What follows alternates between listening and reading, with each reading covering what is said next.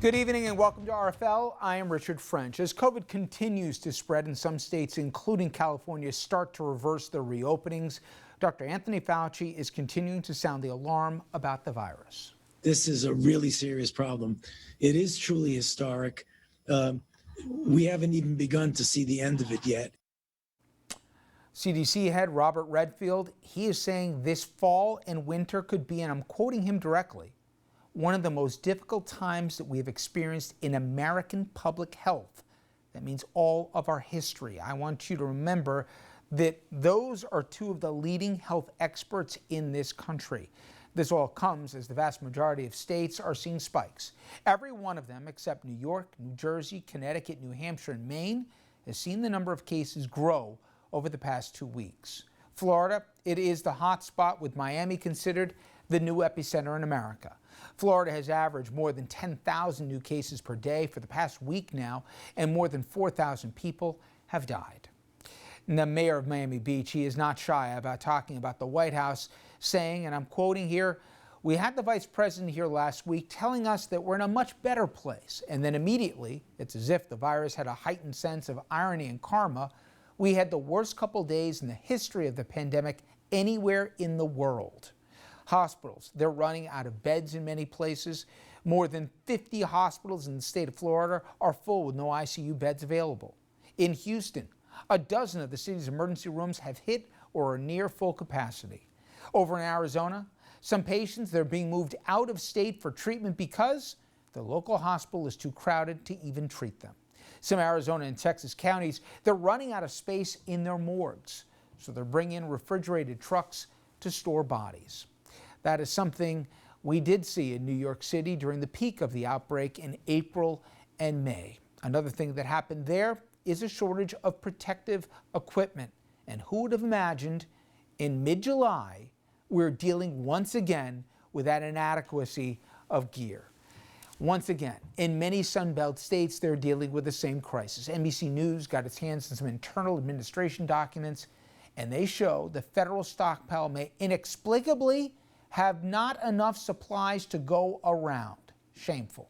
But of course, the president continues to say that the federal response to the outbreak has been, in his words, excellent. But that's the same president who also marginalized and publicly criticized Fauci, the most trusted and experienced infectious disease expert in the nation, if not even arguably the world. And now, Trump's social media advisor posted a cartoon of Fauci showing a faucet drowning Uncle Sam in the economy as the doctor imposes lockdowns.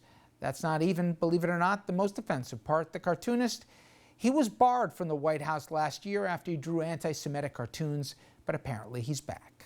Filed this one as one of those things that could only happen in this White House. And speaking of the president, he is now continuing his push for the schools to reopen this fall without condition, no matter what. Schools should be opened. If these kids want to go to school, you're losing a lot of lives by keeping things closed.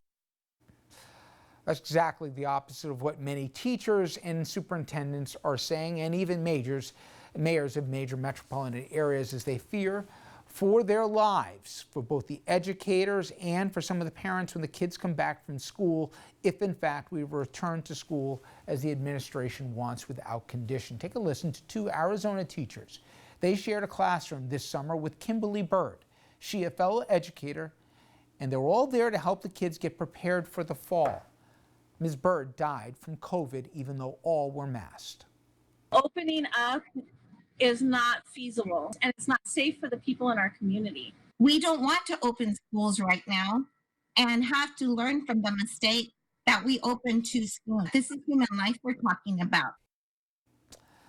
Parents are also concerned and conflicted. A new poll shows that now more than 7 in 10 parents say sending their kid back to school is a risk. And this isn't just along party lines. Even half of Republicans, a number that has grown substantially in the last few weeks, they also agree with those concerns. In the face of all the challenges that school districts are facing, many of them, they're postponing their fall semesters.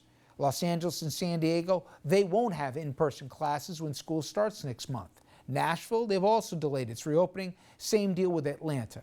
Miami, it's also considering doing the same, and the list It goes on and on. But Florida Governor Ron DeSantis, he is, as he has often been with this crisis, on the wrong side of science. Take a listen to something he said in late April. I don't think nationwide there's been a single fatality under 25. For whatever reason, it just doesn't seem to threaten, kids. He was wrong in April, and he's certainly wrong now. Kids are, yes, less likely to get sick or die from COVID. That's the good news. But as we've learned the hard way, children can be carriers, oftentimes asymptomatically, and they'll infect family members, and sometimes, and if not often, with fatal results. Also, good luck getting a room full of children to try and stay 6 feet apart or to wear masks. Any teacher will tell you, especially when we're talking about younger kids, it could be like herding cats. So we decided to get a teacher perspective tonight. Let's bring in our guest, Jon Ladner. He's a high school teacher in Denton, Texas. He's kind enough to join us. Jon, I just look at today and I just can only imagine what somebody like you is navigating. In one end, you've got the CDC saying, most counties can reopen their schools come fall. And then the same agency says that this fall and winter is going to be historically bad, even worse than what we've seen up to this point for the virus. It's such a moving target, and yet you're on the front lines and they're expecting you to walk into the front of a classroom, I guess, with so many unknowns. Yeah, there's a lot of anxiety among teachers right now. I know several who are planning to leave the profession for in varying ways, older teachers retiring early, people changing careers, and people deciding that they're just going to have to make one income work where they had two before. And I would imagine, from a practical standpoint, if the show must go on and the schools are open, people are going to get sick. You're going to need more substitutes. You're going to need, for classrooms, hopefully, I would think, to try to have safe spacing, let alone here to have some remote learning. That means you need more resources, more teachers. Right now, every state is hemorrhaging money here, and budgets are going to be slashed, not with a scalpel, but with an axe. How does the math work, Jon, when you're going to have less resources and be expected to do more? I know you guys go in your pockets for school supplies, but what are you going to do in a couple weeks? Maybe I'm just naive, but I still have a bit of optimism that that our leaders might change course on this, because it seems ridiculous right now. It seems too ridiculous to even be real. To that end, use Denton. Obviously, the faculty lounge, or the remote one at least, when you guys talk, you must have the gamut of opinions. At the same time, you've got mayors, big city mayors in your state saying, forget about not opening schools. We need to lock down our cities entirely, but yet the governor says, no, not so fast. Finally, you have a mask mandate. And now you have parents in the polling that I've said that some feel comfortable, some don't feel comfortable going to school. Does anyone have any idea, if today hypothetically was the first day of school, how many people show up, teachers and students alike? Well, we don't know that. My district, in Texas, we're currently being mandated by the Texas Education Agency that we have to offer a full academic schedule for any student that wants it, although we can give an online option. But as far as registration goes, we don't know who's choosing the online option yet. We have no idea how many people will. So I don't know. There's just so much uncertainty right there. And speaking of parents who do feel comfortable sending their kids back, I can understand to some degree how someone might look at the information that's available and say the chances of this virus affecting my kid are relatively small. But when you zoom out just a little bit, the campus that I teach on, we have over 2,500 kids on it. And so when you get to that point, we're no longer talking about like what are the chances of this kid being affected by the virus. We're talking about how many of them are going to be affected by the virus, and then proceed to accelerate the spread of it throughout their entire communities, starting with the teachers first. And that's what really has teachers so concerned right now. And, you know, I'm not trying to drag you into the politics of all this, but to me, I try to put myself before this interview, if I was sitting in front of a classroom, doesn't matter how old the kids were, and I've got my government, my president first saying that, hey, if you don't have all the kids in the classrooms, you're going to kill kids and their parents. It's costing lives. And your education secretary saying it's up to the states to figure it out. And oh, by the way, if they don't open up 5 days a week, we're going to cut off their federal funding.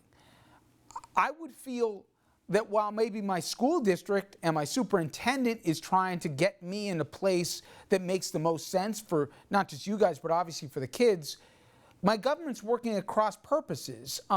Certainly not everybody's pulling in the same direction here. Right. I mean, it's really bizarre to me right now that there are actually people saying that teachers don't care about the kids. We must not care about the kids. We turned on a dime this past spring so that we could prioritize health and safety. But saying that we don't care about the kids, guilt is one of the most common ways that people try to motivate or manipulate teachers. It's very common in the profession, actually, because we do work with kids, and there's kind of, we're willing to make sacrifices for the kids, and so we're frequently being asked to make more sacrifices for the kids. But it's just it's unbelievable to me right now that people are saying that we must not care about the kids, because every teacher has mentally run through the school shooter scenario over and over again, and we're willing to jump in front of bullets for these kids. We've steeled ourselves to be willing to do that, but they're asking us to jump in front of this virus for the sake of businesses, and that's just not the same thing. Jon, I've heard, and you'll confirm or not, in addition to retiring either early or kids not, who wanted to go into teaching now pick another line of work, teachers are making out their wills. Is that right? That's something that I've heard that from people that I know, and I've also heard that from Facebook groups for teachers that I'm part of. That's part of the conversation among teachers right now. Well, I wish you the best of luck, whatever fall brings for you, and be safe. All right, but thank you for a few minutes. Thank you so much for listening to Teachers. All right, everyone. When we come back, we will shift gears here. Listen, in today's day and age, guys like me, we have platforms. There's a lot more people at home that are watching, and it is a sober responsibility we take. However, not everyone takes it as seriously as others. Some pander, some are just flat out reckless. Well, Tucker Carlson, he's got one of, if not the largest audiences you'll find at night. And last night he was given an opportunity to own a really ugly situation on his program.